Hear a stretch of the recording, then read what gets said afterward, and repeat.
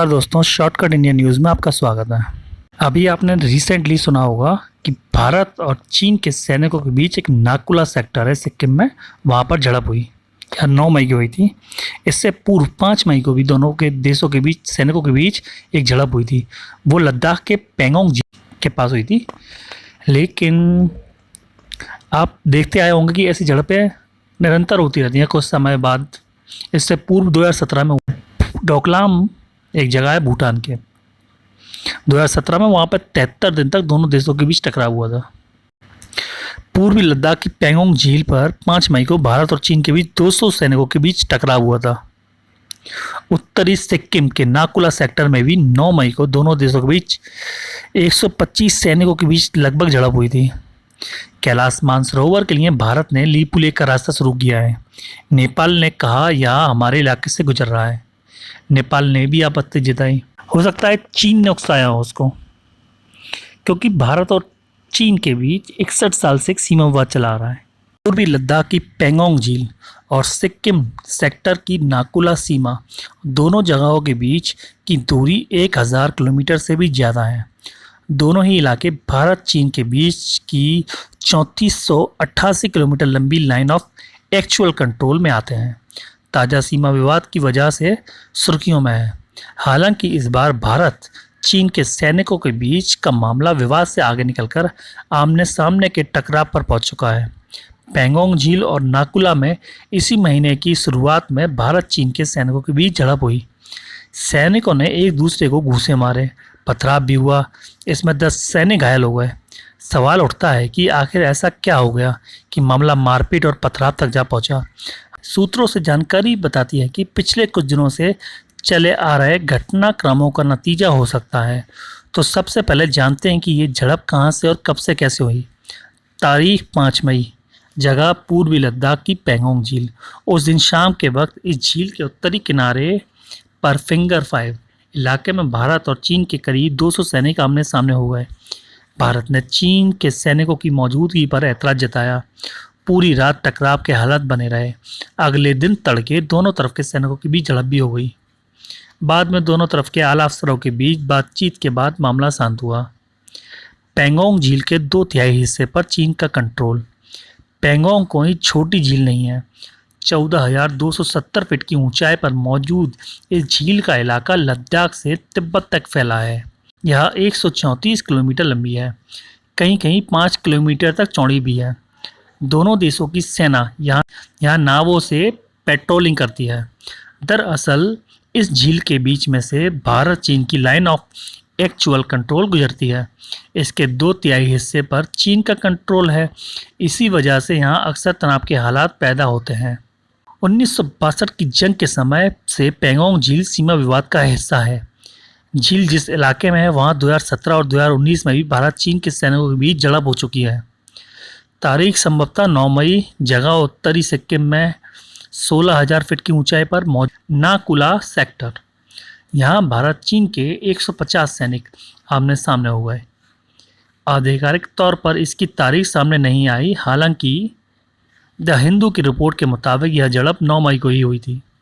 गश्त के दौरान आमने सामने हुए सैनिकों ने एक दूसरे पर मुक्कों से वार किए। इस झड़प में 10 सैनिक घायल हुए। यह भी बाद में अफसरों ने दखल दिया, फिर झड़प रुकी। नाकुला में पहले कभी बड़ा टकराव नहीं हुआ था। नाकुला सेक्टर वह इलाका है यहाँ हाल के वर्षों में चीन और भारत के सैनिकों के बीच कोई बड़ा टकराव नहीं हुआ था। यह इलाका मुंगथुंग के नज़दीक है, जो तिब्बती शरणार्थियों के लिए जाना जाता है। यहीं पर उत्तरी सिक्किम की आखिरी सीमा चौकी है और उसके बाद चीन का इलाका शुरू हो जाता है। तारीख संभवतः 9 मई, जगह लद्दाख।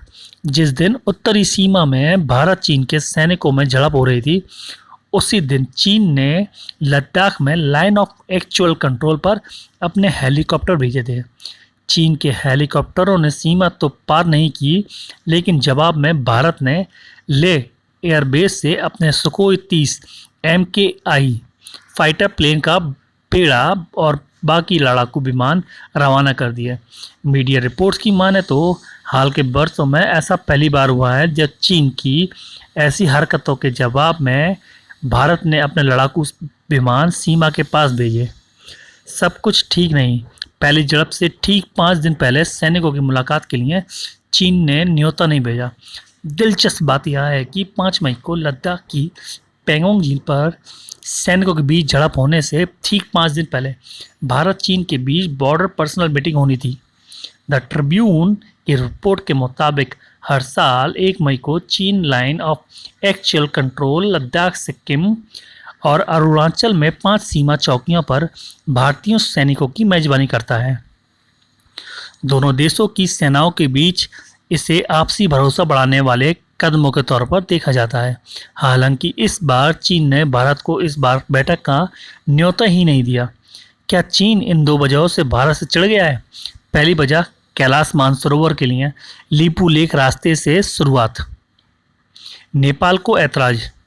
कैलाश मानसरोवर यात्रा के लिए भारत ने बीते शुक्रवार लीपू लेक दुराचुला रास्ते की शुरुआत की थी।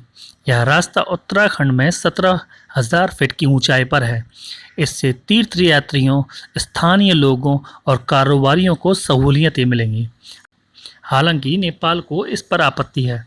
नेपाल का कहना है कि रास्ता महाकाली नदी के जिस इलाके से गुजर रहा है वह हमारा है।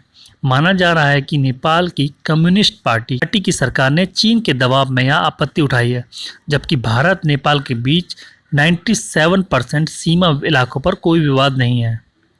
दूसरी वजह, भारत ने LAC तक पहुंचने के लिए अरुणाचल में पुल बनाया।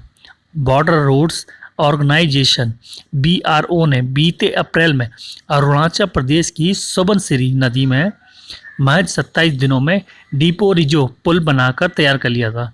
यह पुल भारत चीन सीमा पर line of actual control LAC तक 40 टन वजनी गाड़ियों को पहुंचाने में खासा मददगार होगा। पुल की लंबाई 430 फीट है। इसका ज़्यादातर काम लॉकडाउन के दौरान हुआ। चीन को अरुणाचल में भारत की गतिविधियों पर लंबे समय से आपत्ति रही है।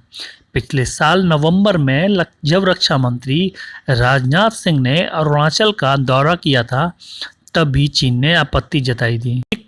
न्यूज़ आपको पसंद आई हो तो चैनल को सब्सक्राइब करें, खबर को लाइक करें और शेयर करें ताकि ये ज़्यादातर लोगों तक पहुंच सके। जय हिंद दोस्तों।